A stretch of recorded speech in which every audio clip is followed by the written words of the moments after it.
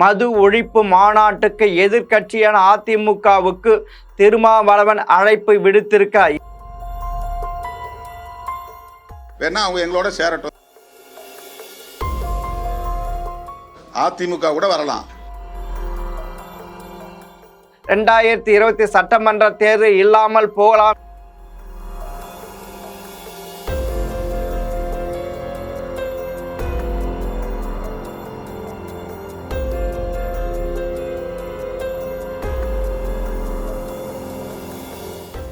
MTV நேயர்களுக்கு வணக்கம்.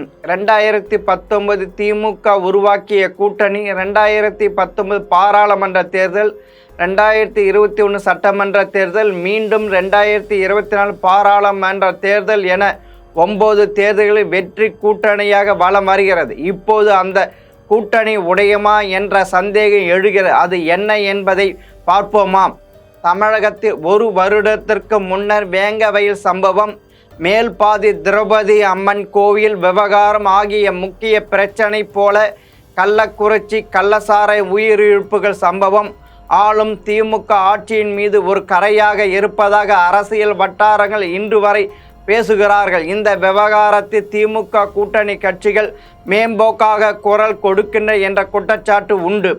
இப்படி இருக்க திமுக கூட்டணியில் முக்கிய அங்கம் வகிக்கும் கட்சியான விசிக அக்டோபர் 2ஆம் தேதி நடக்கும் மது ஒழிப்பு மாநாட்டுக்கு எதிர்க்கட்சியான அதிமுகவுக்கு திருமாவளவன் அழைப்பு விடுத்திருக்கார். இது அரசியல் வட்டாரத்தில் பெரும் விவாத பொருளாயிருக்கிறது. முன்னதாக மது ஒழிப்பு மாநாடு குறித்து பேசிய விசிக தலைவர் திருமாவளவன், இந்த மாநாடு தேர்தலில் குறிவைக்கும் உத்தியோ அல்லது தேர்தலுக்கானதோ அல்ல, மக்களுக்கானது. அதிமுக இதில் தாராளமாக பங்கேற்கலாம். மதவாத ஜாதிவாத கட்சிகளை தவிர மற்ற அனைத்து ஜனநாயக கட்சிகளும் மதுவை ஒழிக்க ஒரே மேடையில் கைகோர்த்து நிற்க வேண்டும் என வெளிப்படையாக அழைப்பு விடுத்திருக்கிறார்.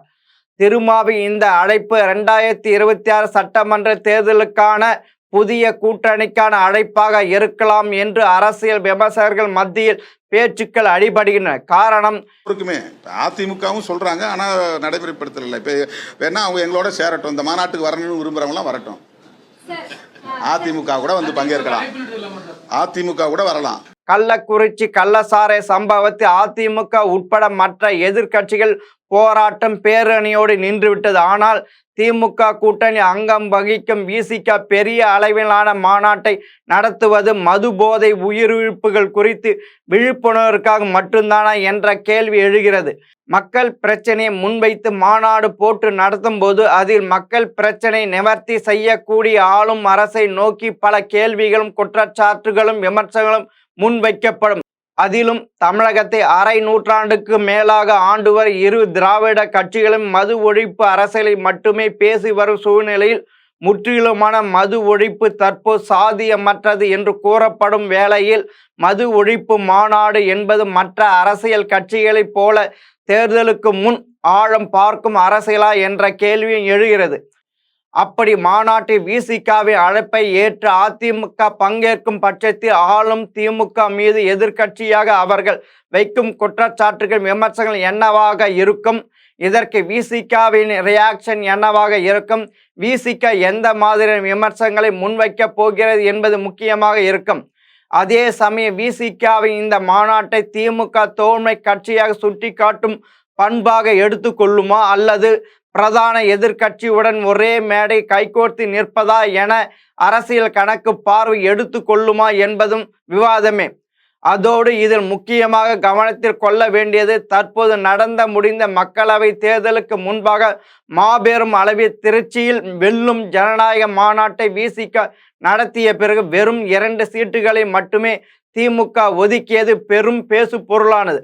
ஆகவே திமுக தலைமையிலிருந்து இதற்கு எத்தகைய ரியாக்ஷன் வரப்போகிறது என்பதை பொறுத்திருந்தான் பார்க்க வேண்டும். ஆக தீராத விளையாட்டு பிள்ளை விளையாட்டுத்துறை அமைச்சர் உதயநிதி 2024 பாராளுமன்ற தேர்தல் நம்போடு இருந்த சில கட்சிகள் 2020 சட்டமன்ற தேர்தல் இல்லாமல் போகலாம் என்றார். அது விசிக மூலம் நடக்கப் போகிறது என்பது தெரியவில்லை. மீண்டும் இன்னொரு தகவலோடு சந்திக்கிறேன். வணக்கம்.